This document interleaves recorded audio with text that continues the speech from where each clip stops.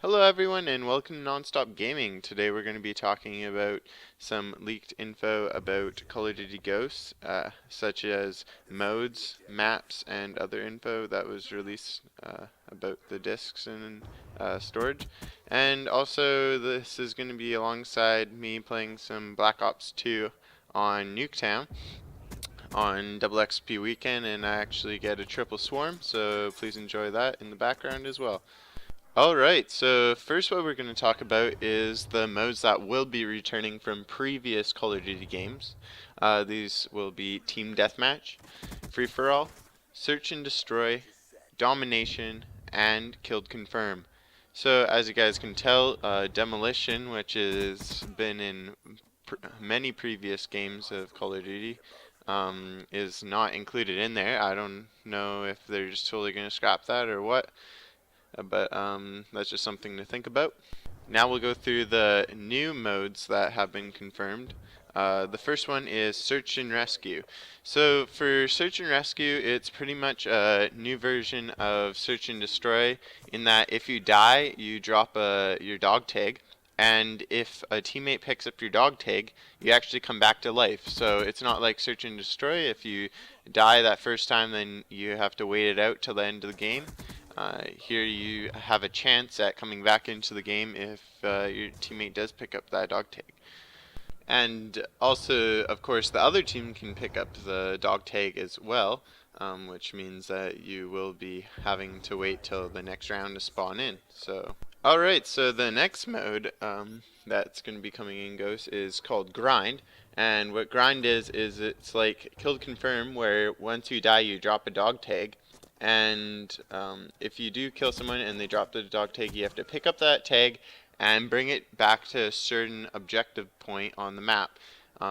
So it's instead of just picking up the tag, then you also have to bring it back to a certain area. I don't know if it'll be a flag area or almost like a hardpoint area that you just bring it back, or back to your team's base where you're spawning. The next one is exactly like Capture the Flag. It's called Blitz. And what you have to do is run to the certain objective point on the map, usually like Capture the Flag, it's in the other team's spawn area, and instead of having to grab the flag and run back to your base, all you do is jump into the area where you actually are transported or teleported back to your team's base. So instead of having to run that flag all the way back, you actually get a free bait all the way back to the safe side of the map. So I think that's pretty cool.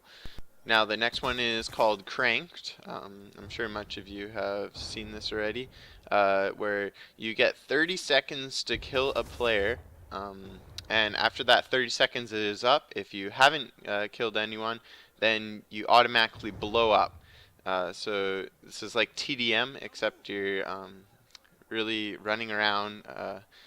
You can't really camp out at all, so it's really fast-paced game mode. And if you do get that kill, then obviously your 30 seconds start up again, and you have to try to find the next kill. Now the next game mode is a fan favorite from Modern Warfare 3, which I really liked in the private matches, but not so much during the multiplayer. It's Infected. So this is coming to multiplayer, and unlike in Modern Warfare 3 when they added it, you'll be able to earn XP because it will be a regular game mode. So that'll be pretty cool to see. Now the next game mode is kind of a gray area one. It's called Hunted, and the description is you get a little ammo at the start, and you're essentially fighting for ammo drops or other types of drops.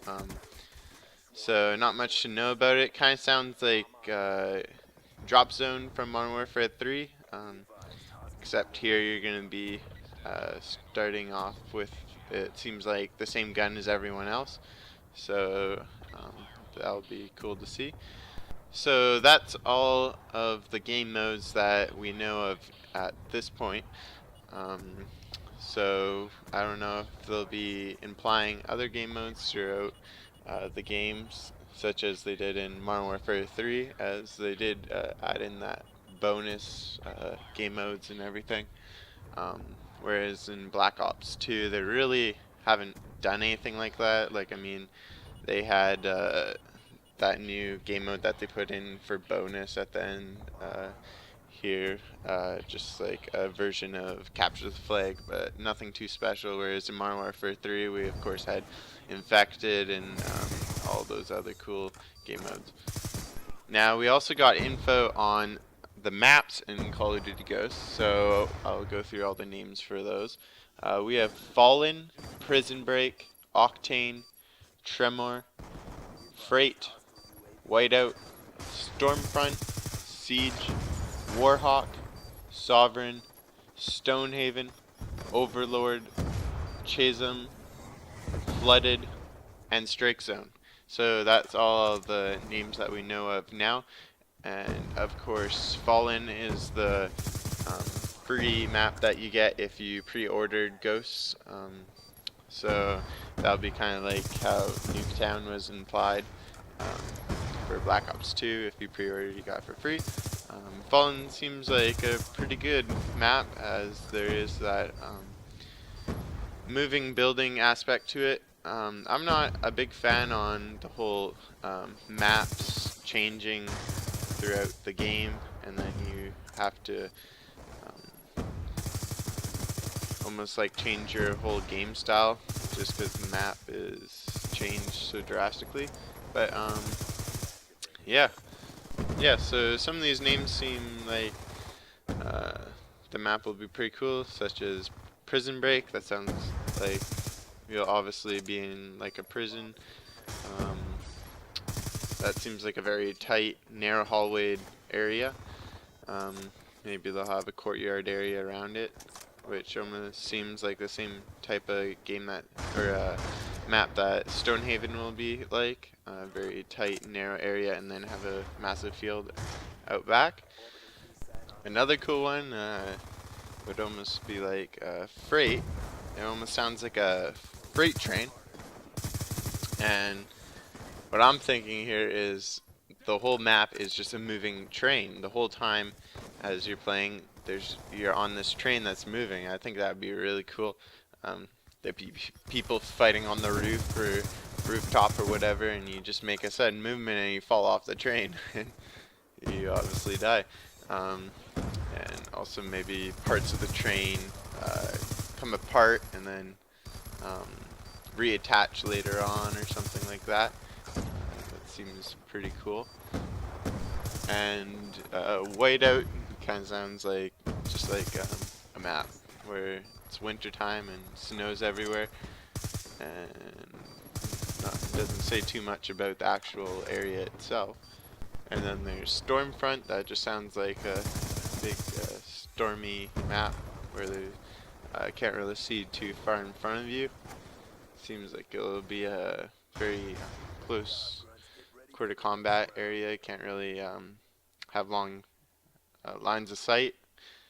And then Warhawk almost sounds like maybe you're on it takes place on a plane or something like that. And then there's obviously Stonehaven, which I made a video on that before, talking about it's just a medieval castle and a big field in front of it.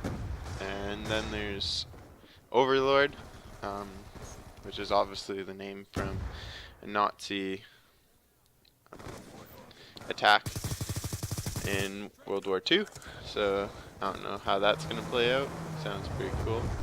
And then there's Flooded, which really sounds like Hydro from Black Ops 2, which was extra downloadable content DLC from the game, and sounds like it'll be part of the area will flood, and obviously you have to be aware of that or else you'll die from the flood.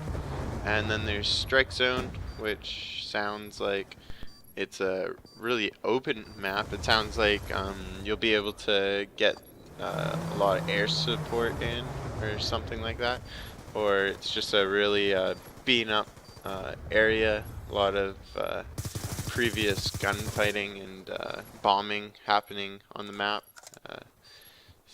seems like it'll be really terrorized ground. Alright, so there was a person that leaked a whole bunch of images about the Ghost's discs and package, and also took some pictures of the outside of it or whatever. So this is the first retail game that has been seen by the public or whatever, so that's really cool. As we are getting close to the game's launch, so usually there is some extra info leaked or whatever as people start getting the game. So here I'm gonna show you a picture of the retail copy that this person took a picture of. So as you can see, the outside is obviously just regular Call of Duty Ghosts package, nothing too special. We already saw that picture and everything. Alright, so the real cool thing here, as I show you the second image that was leaked, if you look in the info area on this back of the game case here, if you look closely, it says 49 gigabytes of space needed for downloadable content. So this is obviously much different than any other Call of Duty before, where there really wasn't anything you had to download to your console or whatever. It was just the one disc, you plopped it in your game console, and then you gotta play it right away.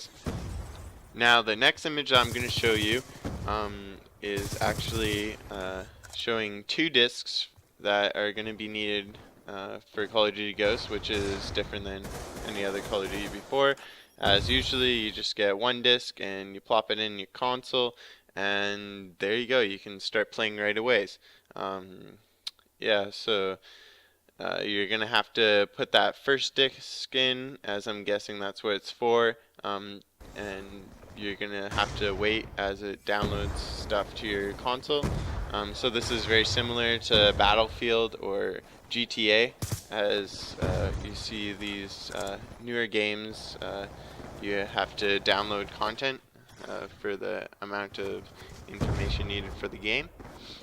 Now, of course, another option could be one disc is solely for multiplayer, and the second one is, say, for campaign or squads mode, but I highly doubt that. That's obviously not going to happen. That's just another opinion. So that's about the end of the leaked information that I have for you guys. So now I'm just going to talk about my gameplay of my triple swarm, and yeah, just talk about the classes that I'm using and everything. Alright, so the gun I'm using is obviously the MTAR, and I have the laser sight on it, and also a suppressor, and also fast mag. So that's all for the gun. So by the end of the game, I have 129 kills and 13 deaths, which is pretty much a 10.0 KD. And for perks, I've got Flak Jacket, Scavenger, and Dexterity on.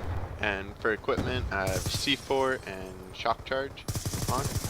And then I obviously have the wild card to have that third attachment on my gun. So actually in this game I'm not playing with anyone I know, it's all random.